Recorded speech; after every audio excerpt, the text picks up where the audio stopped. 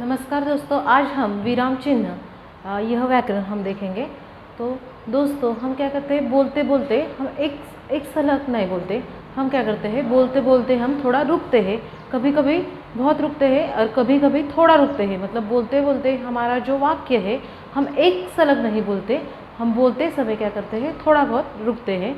हमारे वाक्य में हमको थोड़ा रुकने की आवश्यकता होती है और इसी को हम विराम कहते हैं। मतलब हम बोलते समय अगर हमको रुकने की ज़रूरत होती है, हम रुकते हैं, तो इसी को हम विराम कहते हैं। तो आज हम विराम चिन्ह, मतलब विराम चिन्हों के अनेक प्रयोग होते हैं। जैसे उनके जो चिन्ह है, मतलब कब रुकना पड़ता है, या फिर जब हमको प्रश्न पूछा जाता है तब उसको जो प्रश्न चिन्ह होता है उसका प्रयोग किस प्रकार किया जाता है, और स्वल्प विराम, अल्प विराम, इन सारे के प्रयोग कब किए जाते हैं, आज हम विराम चिन्ह इससे देखेंगे। तो सबसे पहले हम देखेंगे पूर्ण विराम। देखो, विराम चिन्ह के अनेक प्रकार हैं। सबसे पहला है पूर्ण विराम। पूर्ण विराम हिंदी में देते समय इस प्रकार दिया जाता है, मतलब खड़ा दंडा दिया जाता है।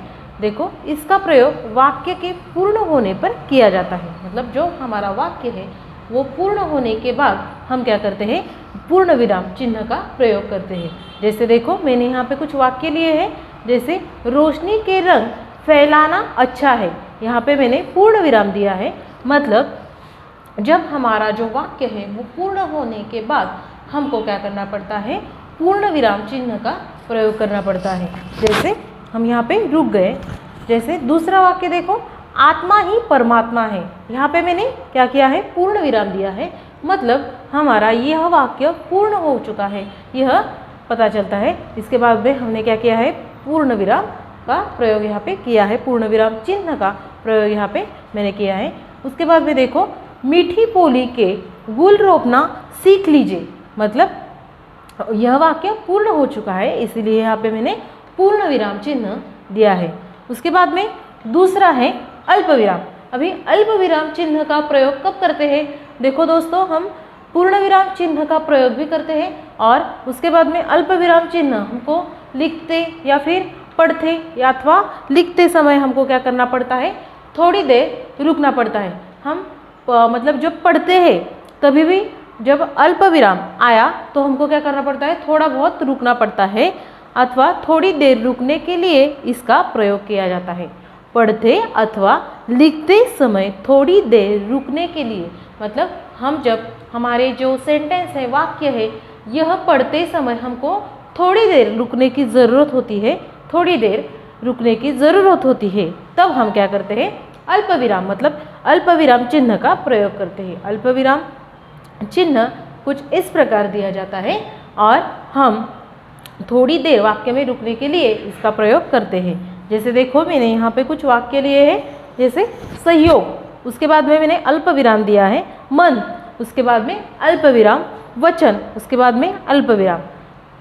कम इन तीनों से होता है, मतलब कर्म, यहाँ पे कर्म है, कर्म यहाँ पे इन सहयोग, मन, वचन, कर्म, ये क्या है, एक जैसे, मतलब एक जैसे सेंटेंस है। अगर इनके बीच में अगर हमने अल्प विराम न दिया होता तो यह सेंटेंस समझ में नहीं आता, क्योंकि ये क्या है, एक मतलब सहयोग यह अलग है, मन अलग है, वचन अलग है और कर्म अलग है, ये अलग अलग सेंटेंस है। इसके बाद मैंने क्या किया है, यहाँ पे अल्प विराम दिया है। मतलब यहाँ पे हमको थोड़ी देर रुकने की ज़रूरत होती है और यह जो है वो क्या होता है, एक दूसरे के अलग अलग अर्थ होते हैं, इसीलिए हमको अल्प विराम चिन्ह का यहाँ पे प्रयोग करना पड़ता है। उसके बाद में हम दूसरा वाक्य देखेंगे, वे चिट्ठियाँ भी रख लेना। यहाँ पे हम रुक गए, थोड़े से रुके, इसीलिए हमने यहाँ पे अल्प विराम का प्रयोग किया है, जिनके जवाब देने हैं। देखो, यहाँ पे थोड़ा बहुत रुकना है, इसीलिए मैंने यहाँ पे अल्प विराम चिन्ह का प्रयोग किया। मतलब थोड़ी देर रुकने के लिए हम क्या करते हैं, अल्प विराम चिन्ह का प्रयोग करते हैं। उसके बाद में हमारा विराम चिन्ह का तीसरा प्रकार है, जो है अर्धविराम। अर्धविराम देते समय इस प्रकार देते हैं और इसका प्रयोग जहाँ अल्प विराम से ज़्यादा रुकने के लिए हमको अर्धविराम चिन्ह का प्रयोग करना पड़ता है। देखो दोस्तों, यहाँ पे हम थोड़ी देर रुकते हैं और अल्प विराम से थोड़ा ज़्यादा रुकने के लिए हमको क्या करना पड़ता है, अर्धविराम चिन्ह का प्रयोग करना पड़ता है। जैसे जहाँ अल्प विराम से कुछ अधिक देर, मतलब अल्प विराम से कुछ अधिक देर रुकना हो, वहाँ हम अर्धविराम का प्रयोग किया जाता है। जैसे देखो यहाँ पे कुछ वाक्य लिए हैं, हिंदी साहित्य के विकास उन्नति में डायरी का भी योगदान है। यहाँ पे देखो मैंने अर्धविराम प्रयोग किया है। जैसे हम यहाँ पे अल्प विराम से थोड़ा ज़्यादा रुकते हैं, जैसे हिंदी साहित्य के विकास, यहाँ पे देखो अर्धविराम, और उन्नति से डायरी का भी योगदान है। हम यहाँ पे ज़्यादा देर रुके थोड़ा, तो इससे हम अर्धविराम मतलब अर्धविराम का प्रयोग करते हैं। उसके बाद में दूसरा सेंटेंस है, तुम्हें पैसों की ज़रूरत होगी, यहाँ पे अर्धविराम, मगर मैं जानता हूँ पैसे नहीं मांगोगी। उसके बाद में मतलब पूर्ण विराम। जैसे यहाँ पे अर्धविराम थोड़ा ज़्यादा रुकने के लिए, अल्प विराम से ज़्यादा थोड़ा रुकने के लिए हम क्या करते हैं, अर्धविराम चिन्ह का प्रयोग करते हैं। उसके बाद में जो चौथा है वो है प्रश्न सूचक चिन्ह। प्रश्न सूचक चिन्ह हम इस प्रकार देते हैं, देखो हमारे वाक्य में या फिर हम प्रश्न सूचक चिन्ह का प्रयोग जो है वो हमेशा करते ही है। मतलब जो तुम्हारे क्वेश्चन पेपर होते हैं वहाँ पे सारे क्वेश्चन होते हैं, तो उनके बाद में वह क्वेश्चन मार्क्स ज़रूर होता है, जो एक वाक्य में हो या फिर जो सारे क्वेश्चन होते हैं उनके बाद में क्वेश्चन चिन्ह जो है प्रश्न सूचक चिन्ह दिए जाते हैं। जैसे देखो इसका प्रयोग कब होता है, जिस वाक्य में कोई प्रश्न हो वहाँ इसका प्रयोग किया जाता है। मतलब कोई प्रश्न पूछा जाए या फिर वहाँ पे अगर कोई प्रश्न हो तो हम क्या करते हैं, प्रश्न सूचक चिन्ह का प्रयोग करते हैं। जैसे देखो मनुष्य किस ओर बढ़ता रहा है, उसके बाद में प्रश्न चिन्ह, तो क्या मैं अपना घर उजाड़ दूँ, उसके बाद में प्रश्न चिन्ह। जब मतलब प्रश्न पूछा जाए तो हम क्या करते हैं, प्रश्न चिन्ह का, प्रश्न सूचक चिन्ह का हम प्रयोग करते हैं। उसके बाद में हमारा जो पांचवा है विराम चिन्ह का, मतलब जो पांचवा भेद है वो हम जानेंगे।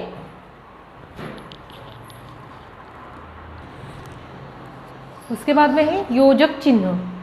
देखो योजक चिन्ह कुछ इस प्रकार दिया जाता है, जैसे इसका प्रयोग दो शब्दों को जोड़ने के लिए इसका प्रयोग किया जाता है। मैंने कहा दो शब्दों को जोड़ने के लिए।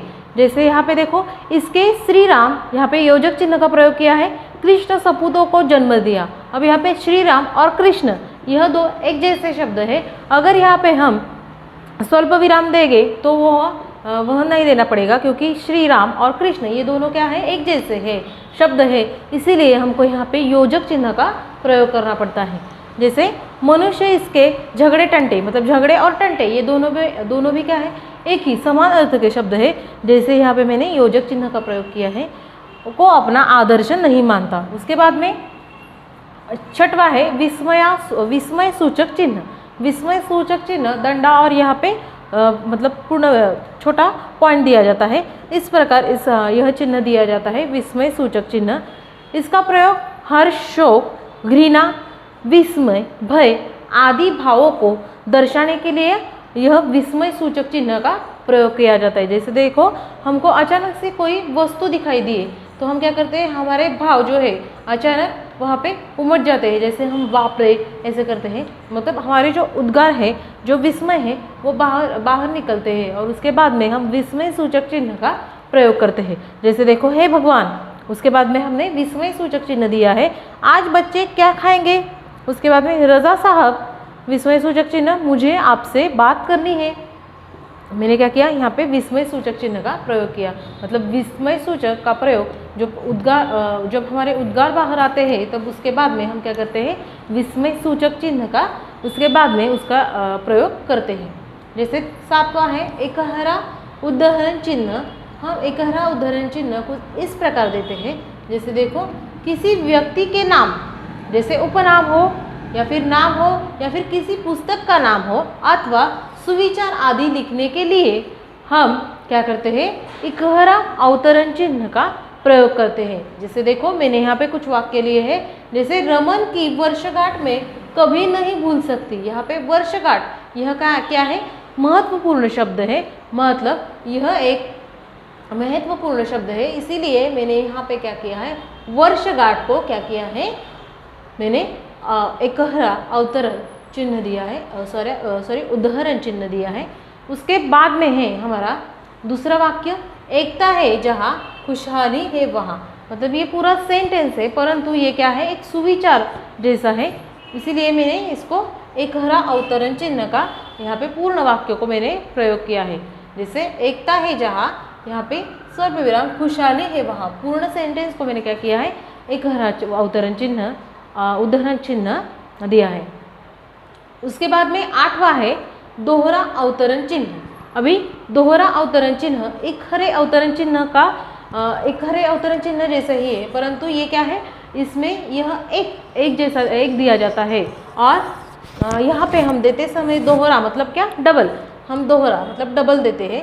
जैसे देखो इसका प्रयोग कब किया जाता है, जब किसी के कथन को जो के त्यों मतलब जैसा के वैसा अगर लिखना हो तो हम क्या करते हैं, इसका प्रयोग करते हैं दोहरा अवतरण चिन्ह का। जैसे देखो अनुराग जी कैसे आना हुआ, जैसे यहाँ पे मैंने क्या किया है, दोहरा अवतरण चिन्ह का प्रयोग किया है। जैसे देखो मैंने कहा मैं कलाकार हूँ, मतलब मैंने कहा, मैंने क्या किया है, यह वाक्य जैसे कि तैसे लिखा है, जैसे मैं कलाकार हूँ, और उसके बाद में हमने क्या किया है, यहाँ पे दोहरा अवतरण चिन्ह, जैसे मैं कलाकार हूँ, ये वाक्य मैंने जैसे का वैसे ही लिखा है, इसीलिए यहाँ पे मैंने दोहरा अवतरण चिन्ह का प्रयोग किया है। तो इस प्रकार हमने योजक चिन्ह, विस्मय सूचक, इकहरा और दोहरा अवतरण चिन्ह का प्रयोग किस प्रकार करते हैं वह देखा।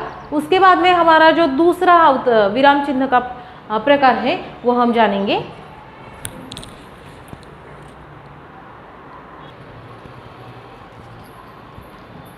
इसके बाद में तीसरा है विवरण चिन्ह। विवरण चिन्ह देते समय कुछ इस प्रकार देते हैं, जब किसी वाक्यांश के बारे में कुछ विस्तार से कहना हो तो किसी के पद को या फिर किसी की पद की व्याख्या करनी हो तो हम क्या करते हैं, विवरण चिन्ह का प्रयोग करते हैं। जैसे देखो तुमको अगर कुछ व्याख्या लिखनी हो तो उसके बाद में हम क्या करते हैं, पॉइंट लिखते हैं, पॉइंट के बाद में हम क्या करते हैं, विवरण चिन्ह का प्रयोग करते हैं। जैसे देखो यहाँ पे मैंने कुछ मतलब वाक्य लिए हैं, जैसे विशेषण के भेद, उसके बाद में मैंने यहाँ पे विवरण चिन्ह का प्रयोग किया है और विशेषण के भेद लिखे हैं, जैसे गुणवाचक, संख्यावाचक और परिमाणवाचक। हम क्या करते हैं, व्याख्या लिखते समय या फिर हमको कुछ मतलब किसके अगर हमको सेंटेंस लिखना है या फिर व्याख्या लिखनी है तो हम क्या करते हैं, पहले उसका जो मेन है वो लिखते हैं, उसके बाद में विवरण चिन्ह देते हैं। जैसे वाक्यांश के बारे में कुछ विस्तार से कहना है या फिर किसी के कुछ शब्द के बारे में विस्तार से कहना हो तो हम उसके बाद में क्या करते हैं, विवरण चिन्ह देते हैं, और उसके बाद में विवरण चिन्ह के बाद में हम विस्तार से उस वाक्यांश के या फिर उसके बारे में हम लिखते हैं। जैसे विवरण चिन्ह के नीचे लिखे, यह दूसरा सेंटेंस है, देखो यहाँ पे मैंने विवरण चिन्ह दिया है। उसके बाद में चौथा है कोष्टक चिन्ह। कोष्टक चिन्ह देखो कुछ इस प्रकार हम कोष्टक चिन्ह देते हैं। जैसे देखो हमको कोष्टक चिन्ह का प्रयोग कब करते हैं, जैसे किसी पद का अर्थ प्रकट करने के लिए, अगर कोई पद दिया हो मतलब कुछ शब्द दिया हो तो उसका अर्थ प्रकट करने के लिए, अथवा नाटकों में पात्र के भाव व्यक्त करने के लिए। जो नाटक होता है तुम्हारी जो पाठ्य पुस्तक है उसमें भी बहुत सारे नाटक है, तो उन नाटकों में भी देखो उन किताब खोलकर तो उनमें भी ज़्यादा से ज़्यादा कोष्टक चिन्ह का प्रयोग किया जाता है। जब उनके भाव जो है व्यक्त करते हैं या फिर कोई उनका जो मतलब अलगपन है वो दिखाने के लिए हम वो क्या करते हैं, कोष्टक चिन्ह में लिखते हैं। जैसे देखो यहाँ पे मैंने उदाहरण दिया है लकड़हारा, उसके बाद में मुझे शर्त मंजूर है। यहाँ पे मैंने लकड़हारा का जो वाक्य है मतलब लकड़हारा बोल रहा है कि मुझे शर्त मंजूर है।